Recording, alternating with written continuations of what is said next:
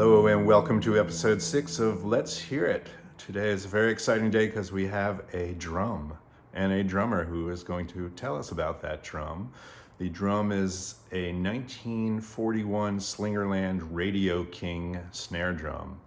A very famous name for drummers, the Radio King line from Slingerland. And Slingerland started in 1923 in Chicago. Slingerland is actually a family name of the company that started using their family name. And originally they manufactured banjos, the Slingerland Banjo Company.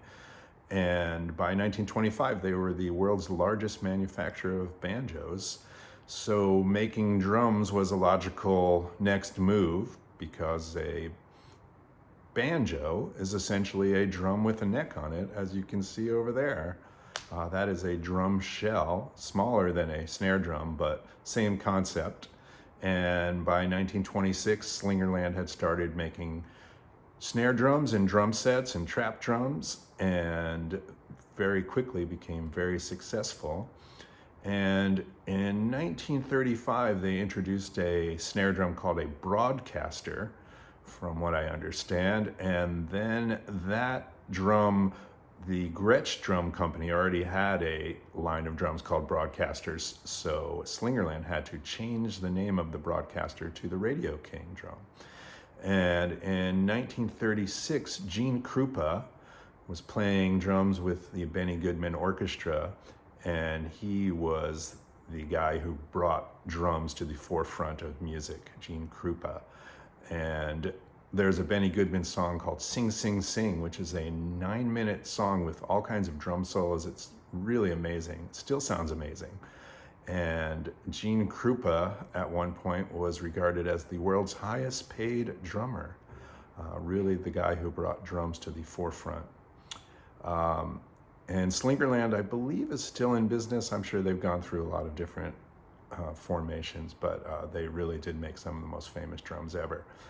And today's guest is Tony Leone, and he is in Brooklyn. Tony grew up in Connecticut, playing drums in rock bands and jazz bands, and eventually wound up in New York, where he was one of the founding members of the great Americana band Ola Bell, and then played with various other people, Levon Helm. He played a lot with Levon Helm. So in the last years of Levon's life, when he would take the front of the stage and sing, Tony would play drums. Eventually, Tony wound up in the Chris Robinson Brotherhood for the last 5 years, and has also played with Phil Lesh and many other people. So let's welcome the world's highest paid drummer today, Tony Leone. Hello, Tony. That might be a bit of a hyperbole, Gary, but I'll go with it for now. Well, imagine if you were. I wonder who the world's highest paid drummer today is. Who could that be? That's, geez. Dave Grohl? Could be. Could be. I mean, probably the world's richest drummer might be Ringo Starr, I'd imagine. Well, yes, of course. And seeing as how he was the guy that pretty much single-handedly launched the growth of the Ludwig Company in the 60s after the Ed Sullivan appearance. Apparently, after that appearance, they couldn't even keep up with orders of drum sets after every kid in America saw Ringo playing drums on TV. Everybody wanted one, and so he's kind of like the guy that was the catalyst for drum sales in the 60s. Yeah. But in the 40s, it was definitely Gene Krupa, and this snare drum here is a 1941 Slingerland Radio King Gene Krupa model snare drum. So the unique thing about this drum is that it is built from a single ply of maple that has been bent with steam and stuck together with one seam, as you'll see later. Whereas a lot of other drums are constructed with plywood or many plies of wood, or also different types of wood in its construction. So that's really the coolest thing about this drum. The hoops that you see on the outside and all the hardware, all the lugs, are all made of brass that have been coated in nickel plating. And some of the other details that we'll focus in on too are the engraving, and it would have been calfskin heads back in the day. Casket? Calfskin, yeah. Oh, calfskin, yeah. Yeah. Cat skin. Pigskin I saw too. I saw they make a lot of drums with pigskin. Pigskin I haven't seen, but Yeah. generally speaking, all the drummers in those days used they didn't come out with plastic heads until I think the late 50s, early 60s.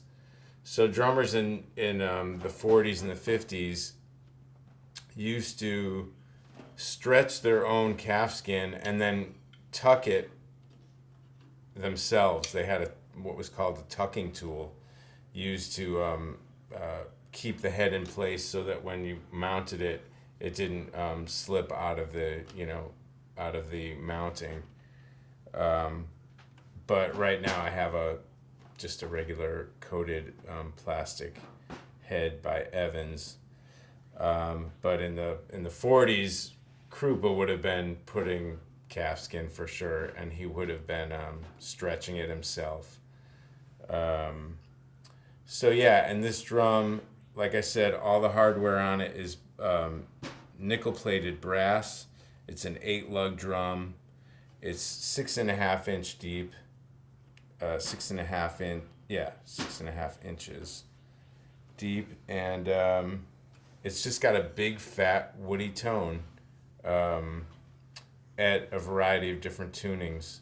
Right now I have it tuned pretty low. I've used this drum I used it on all the Ola Bell records. I took it on every gig with me I bought it in 1989 and used it on just about every gig I ever played till I would say about 2005. So it's been all over the place with me. Like I said, I bought it in 1989. Growing up in Newington, Connecticut, we had a guy who ran a shop in our town. His name was Charlie Donnelly. And we all just thought of him as kind of a, crazy old guy that had cool old drums in the windows of his shop. Any kid who played drums in our town bought their drums from Charlie Donnelly. When you would go into his shop, he had behind him a display of old snare drums that he had collected over the years. Any of the kids that bought drums from him were usually mix and match sets that he would sell at a very low price. He'd always give you a good deal. But what we didn't realize is that he probably was the foremost authority on vintage drums, meaning drums from the 20s, 30s, 40s, 50s in the country. And he was an expert in all the American-built drums, Slingerland, Ludwig, Gretsch, Rogers, Camco. He could tell you just by looking at the drum what year it was, how it was built, what the wood of the shell was. And so consequently, it was not uncommon for me to go in there. In fact, I remember one afternoon I went in for a lesson and the phone rang, and on the other line was Bunny E. Carlos from Cheap Trick. So it was not uncommon for famous drummers to be calling his shop, either looking for an old drum or looking for some info.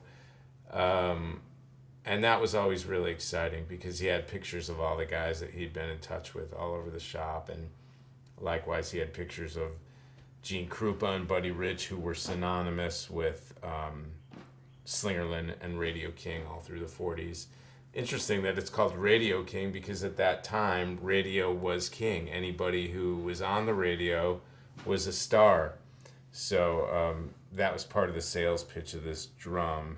And that drum line, the Radio King, was that play these drums and you'll be a star, kid. So, I don't know, should I play it a little? Yeah, let's hear what it sounds like. So, all right. So back in the early days of jazz, guys would rather than play time on the cymbals or the hi-hat, they would generally play time on the snare drum in this kind of fashion. It was almost kind of a march, but it was kind of based on the New Orleans second line kind of idea. And here's one example of that.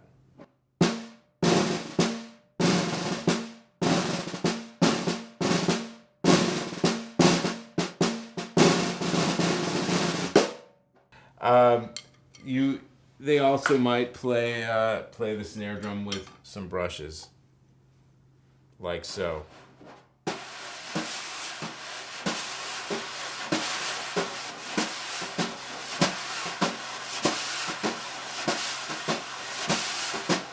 Or faster.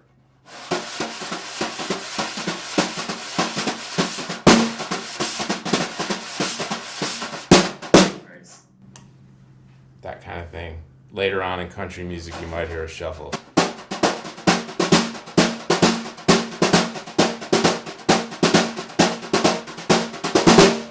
Train beat. And so when Gene Krupa came to the forefront, it would have been obviously with that snare drum, but toms as well, and a limited amount of cymbals. Is that the way it would? Yeah, I mean, they would use the cymbals as accents.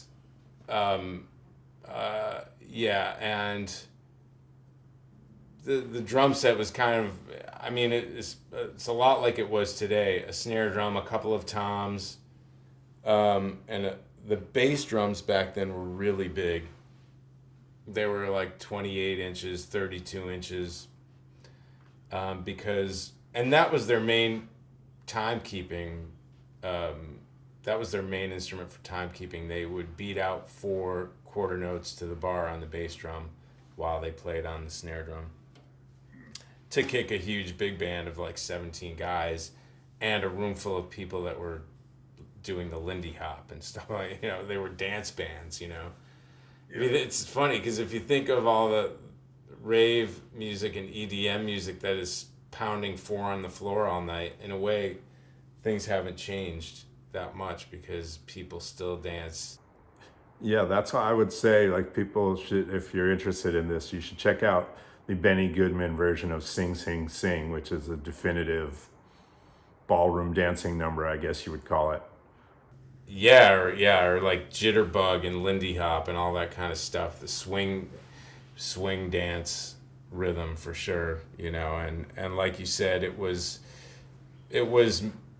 the thing that made Gene Krupa a household name. He was a matinee idol. So for a musician to be a matinee idol at that time was one thing, but then for a drummer on top of that to be a matinee idol was another thing. And later on, he even had a movie made about him, the Gene Krupa story, which the guy who played Gene Krupa was a guy named Sal Mineo. And I guess the guy after him would it be Buddy Rich? Well, yeah, Buddy just took it to a whole different level of virtuosity. Yeah. For sure, but he always claimed that Krupa was his main man and that nobody was better than Gene, and he was definitely a hero. And is there anything about that particular snare drum that you play differently on that than you would on another drum? Is there a particular thing that you gravitate towards when you're playing that snare? So basically this drum, in my experience, is not a good middle of the road use for everything utility drum. It delivers best. It gives it when you're utilizing the dark woody tone, it naturally gives. So for me, I've used it the most. I used it on all the Ola Bell records. tuned really low. It gives a super fat, dark, woody attack. It's not really best used for anything where it needs to project. It's not a super loud drum. There aren't a lot of high-end frequencies coming out of it. It's more of a, like I said, a fat and woody, dark tone that sits well in a track with acoustic instruments, darker sounding instruments, even, Fender P bass and like whirly, that kind of thing. But it's a beautiful sounding drum. It records well. It's not really as great for live settings. But that being said, for about a good 10 or 15 years, I took it with me all over the world, on the road, all over the country, and used it at festivals and on many recordings too. So it's just a super cool piece. The way it's constructed, it's got a lot of character, and it's just something I'm really proud to have in my arsenal. And it's not something I think I'll ever part with anytime soon. Great. Well, thanks, man. Thanks for telling us about your 1941 Radio King snare drum. Right on. Thanks for having me, Gary. And we'll post a bit of a history of the Slingerland Drum Company. So if you want to read up on more info, I'll have that here in the notes. And hopefully there's still time for you to become the world's highest paid drummer, Tony. I'd settle for consistently paid. Well, yeah, probably a lot of the musicians watching this would settle for the same. So settle for the same thing, especially at this point in time. Yeah. All right, well, thanks. Check back in a few days for the next episode of Let's Hear It.